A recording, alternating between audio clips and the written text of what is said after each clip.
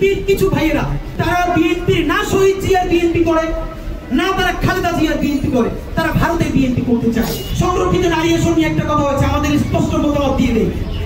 NCP বলছে 100 আসন করবার জন্য, এবং এই নারী আসনকে সরাসরি যাতে নারীরাই ভোট দিই, মানে তাদেরকে একজন নারীকে 3টে সংসদীয় এলাকা দেয়া, এর মানে তারা সরাসরি জনগণের ভোটে নির্বাচিত হবে। এটার একটা ভালো দিক আছে।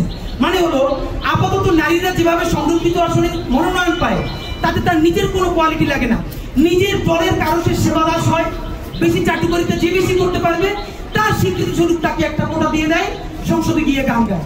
এটা তো আর হতে দেওয়া যায় না। এর মানে হলো কি, যে সংরক্ষিত নারী আসনে যিনি যাবে তার জনতার সাথে সরাসরি একটা সম্পৃক্ততা তৈরি হোক।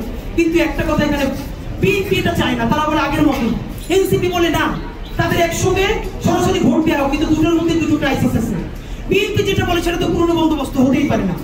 এনসিপি যেটা বলেছে খেয়াল করে দেখেন, তাহলে 300 আসন যদি সংরক্ষিত নারী সদস্য হয় 100, তাহলে একজন নারীর এগেইনস্টে 3টে কনস্টিটিউয়েন্সি পড়বে। তাহলে বলেন তো, কোন নারীর পক্ষে নির্বাচনের সময় 3টে আসনে ক্যাম্পেইন চালানো কি সম্ভব? মানে আমরা যারা পুরুষ নির্বাচন করে তারাই তো সে তার পুরো একটা নির্বাচনী আসন কভার করতে পারে না, তাহলে নারী কিভাবে 3টে আসন সে ক্যাম্পেইন করবে? এটা তো নারীকে ভালোবেসে তার উপরে আরো একটা জুলুম হয়ে গেল। এই দুইটার মধ্যবর্তী আপনাদের মাধ্যমে একটা প্রস্তাবনা আমরা দিতে চাই। প্রস্তাবনাটা হলো, বাংলাদেশের যত রাজনৈতিক দল এই নির্বাচনে যত ভোট পাবে, নির্বাচন কমিশনের কাছে হিসাব থাকে কত পুরুষ ভোটার কত নারী ভোটার।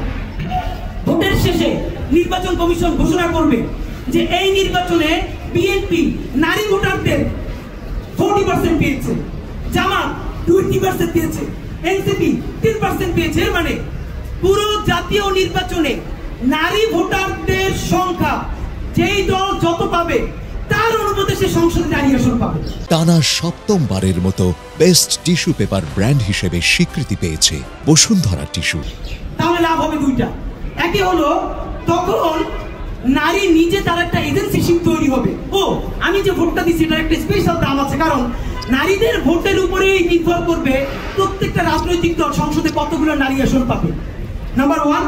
নাম্বার 2, এই যে আমরা অনেকের ব্যাপারে ইসলামী দলগুলোর ব্যাপারে বলি কি, তারা নারীদের কাছে যায় না, নারীদেরকে গুরুত্ব দেয় না, কিন্তু বাংলাদেশের রাজনীতিতে নারীদের তো সামনে লাগবে।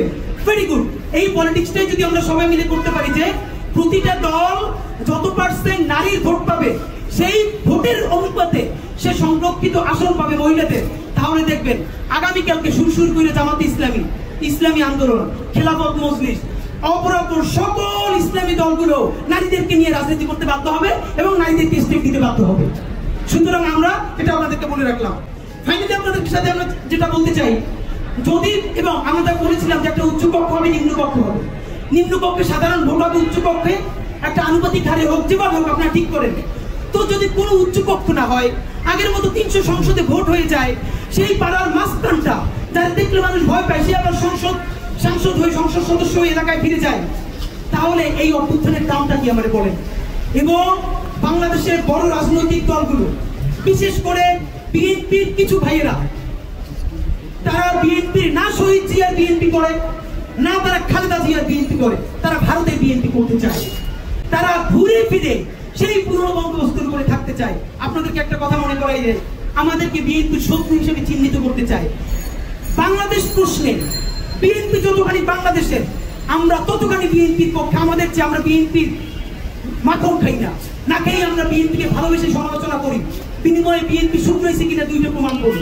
আপনাদের সামনে বসে দুদু ভাইয়ের সমালোচনা করেছি, বিএনপিটাকে সমাজ করেছে না? এরকম অনেকগুলো ঘটনা আছে, ভালোবেসে সমালোচনা করেছে এবং তারা সূত্র নিয়েছে। প্রেসার গ্রুপ হিসেবে এটাই আমাদের দায়িত্ব। আপনারা কি চান? প্রেসার গ্রুপ ইয়া হিসেবে রাত্রিরে আপনাদের কাছ থেকে খাম নিয়ে আসবো আর এখানে সংবাদ সম্মেলনে এসে চুমু খাবো?